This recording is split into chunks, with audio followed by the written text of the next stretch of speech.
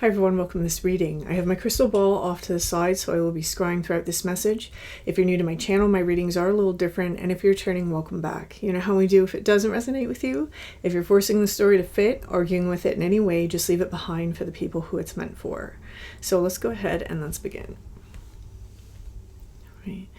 Taking a step aside.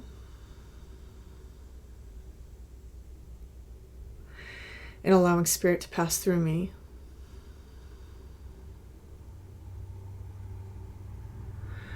Opening up to receive information. Okay.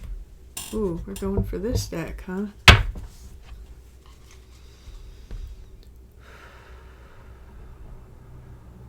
Okay. Being brought very low to a very dark place. Very, okay, very earth-like. Memory. Okay, yeah. This is a message from the ancestors here. Exposed. Okay. Ooh. Okay. Alright, so we have 3 cards from that deck, and I'm being told I'll be told when to go to them. The first one, though, that we have out is memory. This, to me, when you look at this card, you see those shadow people, right? And I'm being taken to a very low place. This is very underworld energy. I think that I'm getting a message here. Okay.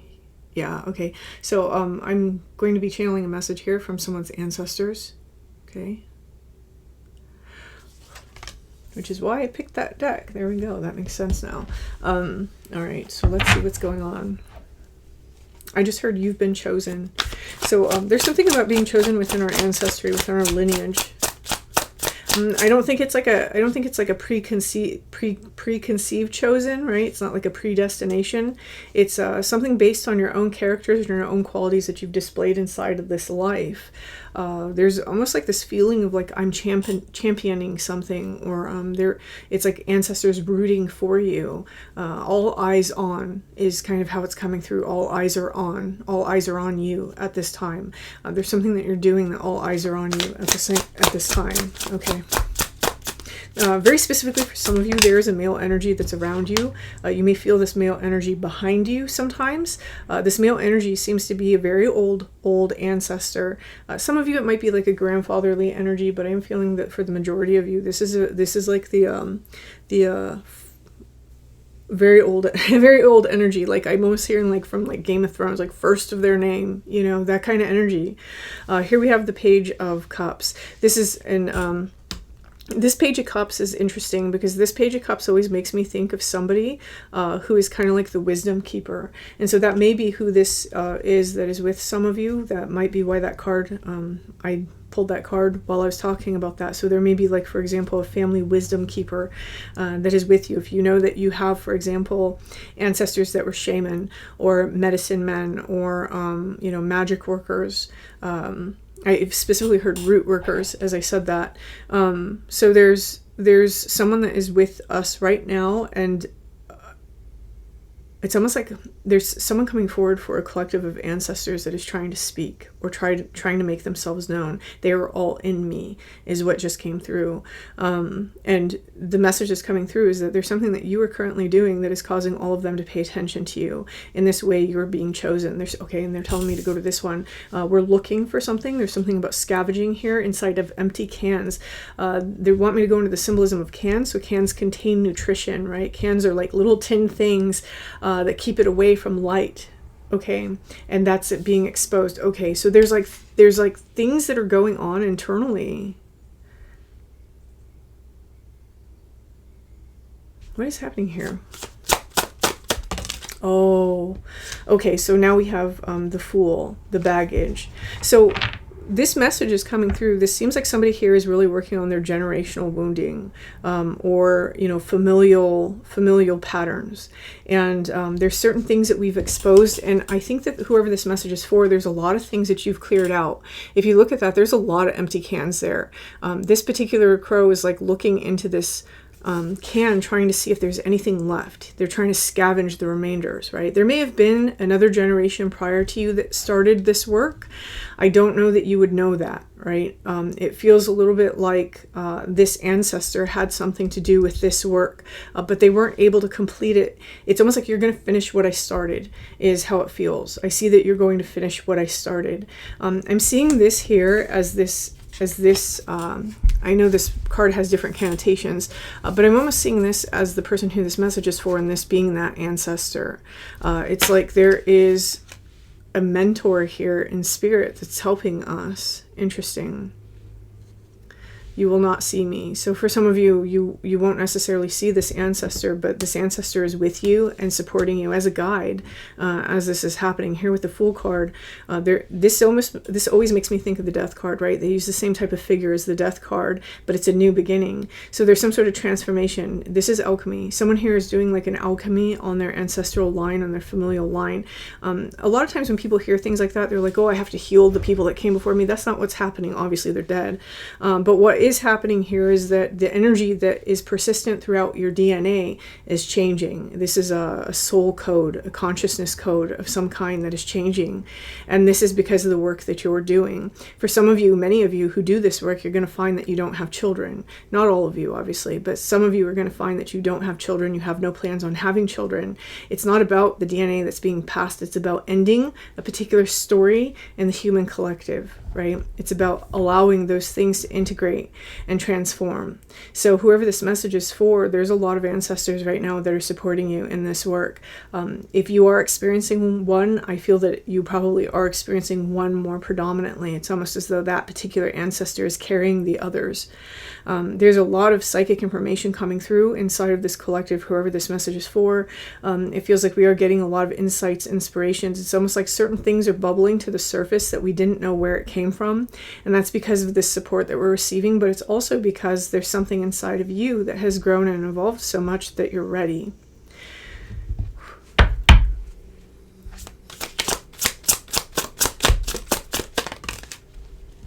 Here we have the Nine of Pentacles. The Nine of Pentacles is about the self-made man or woman. Whoever this message is for, you're strong and you're brave. And that's one of the reasons why you are the one doing this work. It's also one of the reasons why this ancient ancestor, whoever this is, again, for some of you, it might be a grandparent, but for most of you, it's going to be somebody that was like towards the beginning of this ancestry. It might be why they took on a certain, might be why they took on a certain name, was to break away from the name they used to have.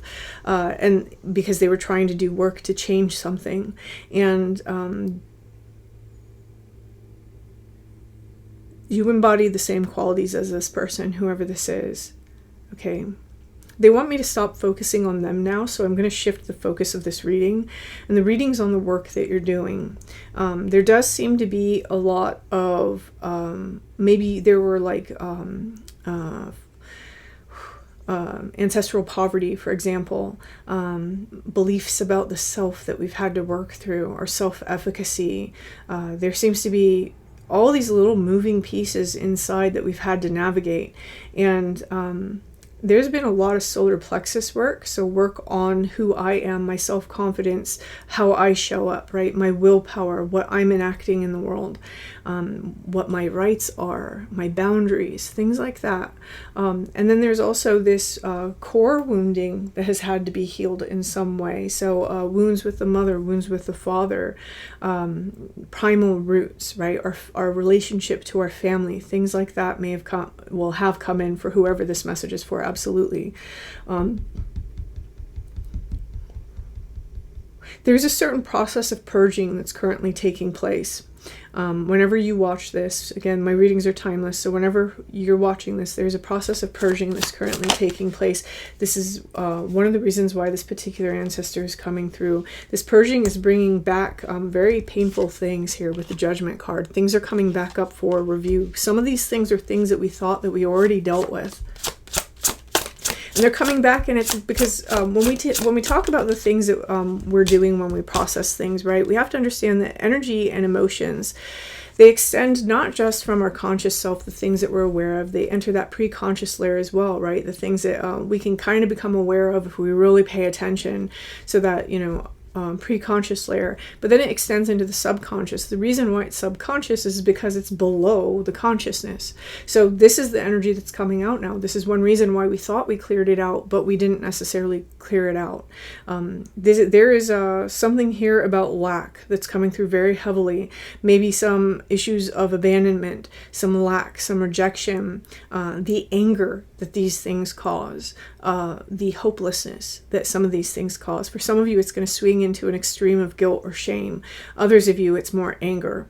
And for some of you, it might be a mixture of both. But these are the energies that are coming out right now. The reason why I'm saying that is the Five of Pentacles is what's touching the Judgment card, and it's touching the Fool. So this is something that is ready to be transformed. We're opening up into a possibility rather than lack, right? The Fool is a very abundant card. It holds the signature of all things. All the potentials, all the choices, all the decisions have yet to be made.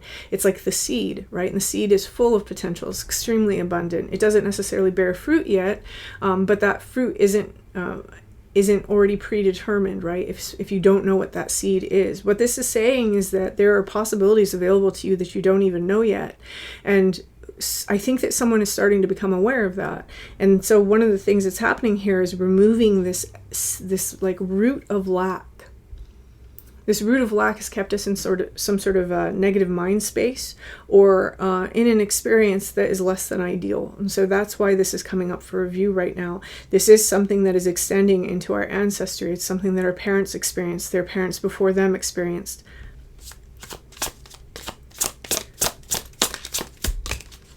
World War I just came out, so I'm just going to say that. I don't know in what context, so I'm going to trust that whoever that's for, that's going to make sense. Here we have the Five of Swords. So we have the Five of Pentacles and the Five of Swords. The other energy that's on the flip side of this that we're going to uncover, that is starting to come out, is the energy of war. World War I. I got it, guys. I got it. I was slow there. It's also the energy of war, of having to survive, of being in fight mode, of always looking behind your shoulder, of, oh, is that person really out to get me, right? So trust, being able to surrender, being able to trust, being able to accept, being able to allow, being able to love. These are energies that are trying to come into our life, but these are the two roots that have to be pulled.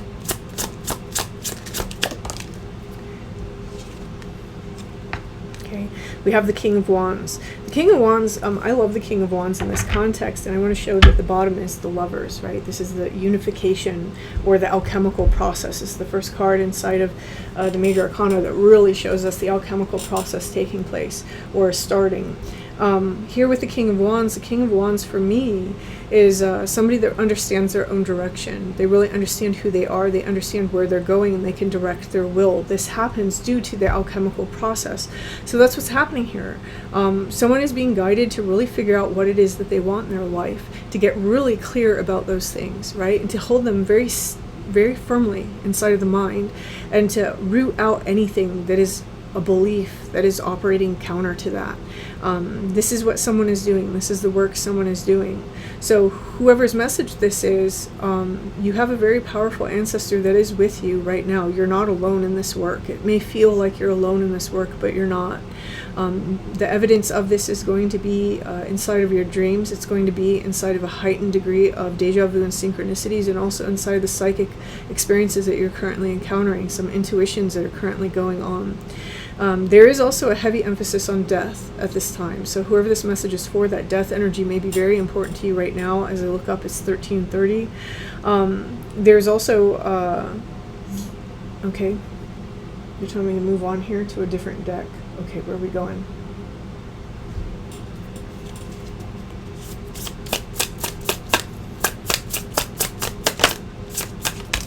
Oh, I forgot this is also a bird deck. I didn't even mean to do that. It's just what they brought me to. So again, going back to this lack, we have the orphan energy. This is somebody who is abandoned, someone who's left behind, someone who doesn't feel that they have a home, someone who doesn't have their own possessions, they don't have their own finances, and most of all, they don't have love. So this is the energy that is at the root of all of this. For some of you, it's because of an ancestor. It's been passed on from an ancestor from World War I. Maybe that's why that came out for some of you.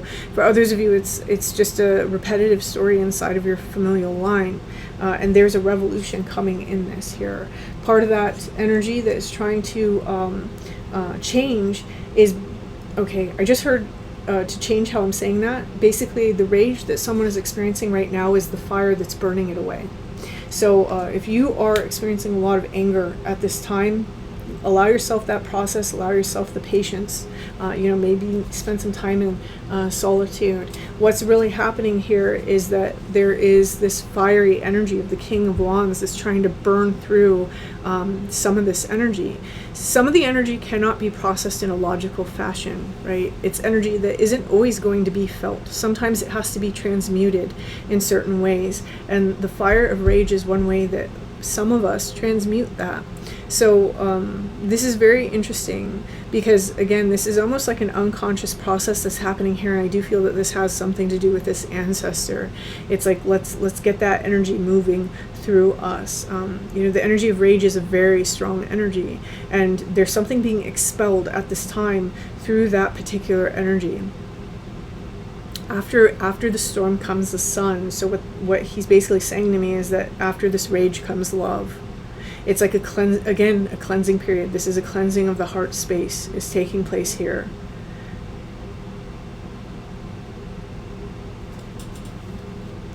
It's quite possible that this energy of rage is something that is suppressed, right? We might have had, for example, we may have suppressed it, or if we weren't the ones that suppressed it, we might have had parents that always suppressed their rage until, they had a blow up or whatever. They might have always suppressed things. Again, after rage comes love.